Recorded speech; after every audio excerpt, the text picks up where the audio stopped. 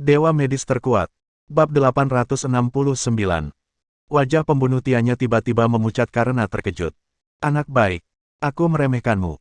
Namun, jika kamu ingin menekanku hanya karena sedikit Taoisme ini, kamu berpikir terlalu sederhana. Mati. Begitu kata-kata ini keluar, Xiao Chen tiba-tiba merasakan tekanan pada tinju lawan melonjak, dan energinya meledak dengan cepat. Jelas, lawan telah secara permanen mengonsumsi sebagian energi ungu Hongmeng, dan kemudian meningkatkan kekuatan serangan teknik abadi. Namun Xiao Chen bukanlah orang yang mudah terprovokasi. Pada saat pihak lain bergerak, Xiao Chen bergerak lagi. Dari belakangnya, 9 sinar pedang tiba-tiba terbentuk dan membombardir tubuh dewa pembunuh dari samping. Ledakan. Ledakan dahsyat itu bahkan menyebabkan patahan sekunder di ruang angkasa, yang secara bertahap meluas. Akhirnya, energi yang kuat itu secara bertahap terkumpul dan meledak. Akhirnya, itu menyebabkan ledakan dahsyat. Dalam ledakan dahsyat ini, energi tinju kedua orang itu akhirnya menjadi tidak stabil, dan mereka terbang mundur. Gelombang energi, dengan kekuatan yang dapat menghancurkan dunia. Namun, pada saat ini, Xiao Chen segera menggunakan tubuh emas abadi dan formasi pertahanan tertinggi. Dua energi pertahanan yang sangat kuat itu digabungkan bersama. Pada saat ini, gerakan mundur Xiao Chen tiba-tiba terhenti. Dan dewa pembunuh Tianya mundur lebih jauh. Bukan hanya jaraknya yang semakin jauh, aura di tubuhnya juga mulai tidak teratur. 10 formasi seni abadi yang menyerang keempat tuan muda itu tidak lagi didukung dan langsung menghilang. Tekanan pada keempat tuan muda itu tiba-tiba mereda, tetapi mereka berempat tidak berani bersantai sama sekali. Mereka semua menatap dengan mata terbelalak, menatap sosok Xiao Chen yang tidak jauh dari sana. Terlalu menakutkan. Ini sungguh menakutkan. Dia adalah seorang pria yang baru saja mencapai level dewa pembunuh baru, tetapi dia benar-benar memiliki kekuatan bertarung yang begitu kuat. Dia bahkan dapat mengalahkan dewa pembunuh veteran secara langsung. Siapa yang dapat menolak metode sekuat itu? Melihat seluruh kuil iblis Wanyu, hanya sedikit yang dapat dibandingkan dengan Xiao Chen. Tidak heran ayah mereka akan melakukan apa saja untuk memenangkan hati Xiao Chen. Orang ini hanyalah seorang jenius yang berjalan, seorang iblis. Setelah menstabilkan tubuhnya, dewa pembunuh Tianya menutupi dadanya dan menatap Xiao Chen dengan kaget. Bagaimana kekuatanmu bisa sekuat itu? Ini tidak mungkin. Kau hanya orang desa dari galaksi terpencil. Bagaimana kau bisa memiliki cara dan sihir yang begitu kuat? Xiao Chen berkata dengan acuh tak acuh. Tidak ada yang mustahil. Seorang anak desa belum tentu ditakdirkan menjadi orang yang lemah. Dan kamu berada di kuil dewa iblis 10.000 alam, yang belum tentu berarti kamu adalah orang terkuat. Sekarang, kau punya dua pilihan. Pertama, potong salah satu lenganmu. Aku akan mengampuni nyawamu. Kedua, aku akan membunuhmu. Semua orang di antara hadirin tidak dapat menahan gemetar ketika mendengar kata-kata ini. Kata-kata Xiao Chen sangat tenang. Namun setiap kata bagaikan palu berat yang menghantam hati setiap orang dengan keras. Gila, orang ini terlalu sombong. Dia berani mengabaikan pembunuh kawakan. Ya Tuhan, sombong sekali dia. Pembunuh Tianya sangat marah. Dasar bajingan. Beraninya kau meremehkanku seperti itu. Apa kau benar-benar berpikir kau bisa mengancamku hanya karena kau memenangkan permainan? Di hadapanku, kau hanyalah sampah. Hanya sampah. Sambil meraung marah, dewa pembunuh menyerbu dengan cepat. Kegilaan membunuh membuat rambut banyak orang berdiri tegak, dan mereka tidak bisa menahan diri untuk tidak menggigil. Biarkan aku menunjukkan kepadamu kekuatan sebenarnya dari dewa pembunuh ini. Setelah berteriak keras, dewa pembunuh Tianya menghentakkan kakinya dengan keras, dan di belakangnya, 13 formasi saling terkait dan terhubung untuk membentuk formasi yang kuat. Formasi ini mengandung berbagai elemen seperti meningkatkan kekuatan, memperkuat pertahanan, dan meningkatkan kecepatan. Saat formasi itu terbentuk, momentum dewa pembunuh Tianya mencapai puncaknya pada saat ini. Teknik abadi, tinju petir penghancur bintang.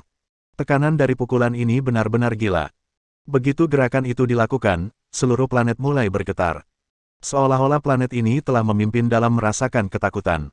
Namun pada kenyataannya, pada saat ini, kekuatan gerakan ini telah memenuhi seluruh planet. Semua orang terlibat di dalamnya, jadi tentu saja mereka tidak bisa merasakan ketakutan.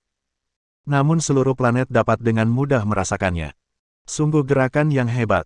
Siapa yang dapat dengan mudah menahan gerakan ini? Terlalu kuat. Apakah ini kartu truf dewa pembunuh Tianya? Sepertinya aku tidak bisa menyinggung perasaannya di masa depan. Kalau tidak, aku benar-benar tidak tahu bagaimana aku akan mati. Dewa Pembunuh Xiao. Keempat tuan muda itu menunjukkan ekspresi khawatir di mata mereka. Bahkan Lin Zentian pun tak kuasa menahan rasa khawatir. Namun, saat berikutnya, Xiao Chen juga bergerak. Dia tidak mundur atau menyerah. Dengan hentakan kakinya yang kuat, formasi Surah Blood Moon dan formasi pertahanan tertinggi terbentuk dalam sekejap. Saat berikutnya, dengan berkat bakat genderang perang, satu demi satu suara genderang yang berat dan kuno terdengar di dada Xiao Chen, menyebabkan momentumnya tiba-tiba melonjak. Kemudian, tubuh emas abadi membentuk raksasa emas yang tinggi dan perkasa di tubuh Xiao Chen. Raksasa emas memegang pedang pemotong langit di tangan kirinya dan pedang penghancur dewa di tangan kanannya. Keduanya meledak dengan energi dan saling menyerang. Dengan satu pedang dan satu pisau, semua energi langsung diblokir. Selain itu, energi itu terkunci pada Dewa Pembunuh Tiannya di depannya. Mati. Dewa Pembunuh Tiannya sangat marah.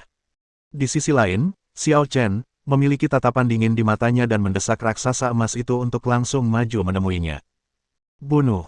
Kedua energi itu bertabrakan hanya dengan satu gerakan. Pertama, ada cahaya terang, begitu menyilaukan sehingga memenuhi seluruh planet, membuat semua orang sulit membuka mata. Seketika, gelombang energi menghantam orang-orang hingga mereka tidak bisa menghindar sama sekali.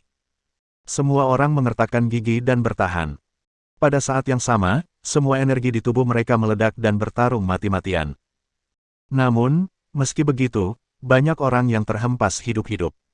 Akhirnya, ketika semuanya perlahan kembali tenang, semua orang tidak bisa menahan diri untuk tidak membuka mata dan melihat hasil pertempuran. Semua orang ingin tahu hasilnya pada saat pertama. Namun, ketika cahaya itu perlahan menghilang dan mereka dapat melihat dengan jelas, mereka tidak dapat menahan diri untuk tidak menganga karena terkejut. Di hadapan mereka, Xiao Chen tidak terluka.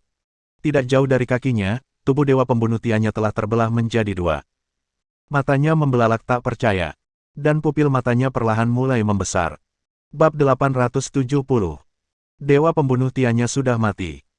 Semua orang yang hadir tidak dapat menahan perasaan jantung mereka berdebar kencang, dan suasana hati mereka sangat tertekan. Dewa Pembunuh kuno mati begitu saja. Dan saat ini, melihat Xiao Chen lagi, dia masih tidak terluka. Ini berarti bahwa Xiao Chen, dengan sikap yang tangguh, telah membunuhnya. Semua orang tidak tahu lagi kata apa yang harus digunakan untuk menggambarkan Xiao Chen. Namun, kekuatan Xiao Chen memang begitu kuat sehingga mereka tidak bisa menahan diri. Mulai saat ini, hingga masa depan, saya khawatir nama Xiao Chen akan bergema di seluruh ibu kota istana Dewa Iblis 10.000 alam. Mulai sekarang, semua orang di sini harus tahu bahwa ada satu orang lagi yang tidak dapat dengan mudah diprovokasi. Tianlang hampir pingsan saat melihat pemandangan ini. Kau benar-benar membunuh ayahku. Beraninya kau membunuh ayahku. Dia adalah dewa pembunuh dari 1000 alam. Jika kau membunuhnya, kuil Dewa Iblis 10.000 alam tidak akan pernah membiarkanmu pergi. Keempat tuan muda itu tersenyum dingin. Jangan terlalu sombong di sini.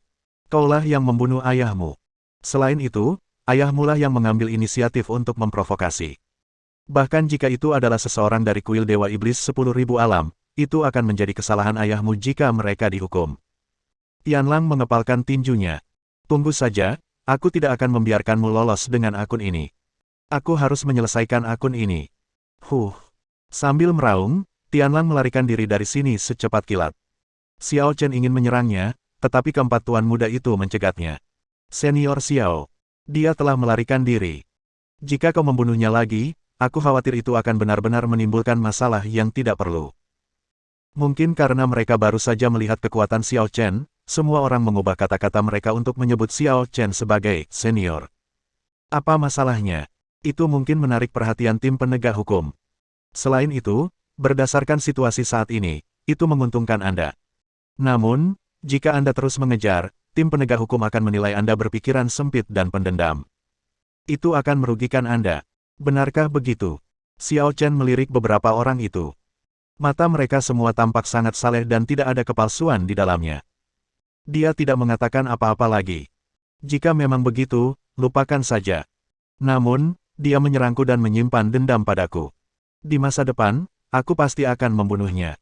Mendengar kata-kata Xiao Chen yang mendominasi, Semua orang tidak dapat menahan senyum masam, dan mata mereka menampakkan ekspresi tak berdaya. Senior Xiao. Sesuai dengan perintah ayah, kami datang untuk mengundangmu tinggal sementara di kuil Dewa Pembunuh kami. Xiao Chen sedikit mengernyit.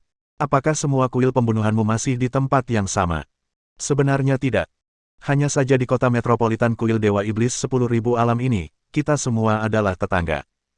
Kita tidak tinggal di kuil bunuh diri kita sendiri, tetapi di real estate yang dibangun di kota metropolitan. Lagi pula, kamu harus tahu bahwa di kuil Iblis 10.000 alam, ada banyak orang kuat.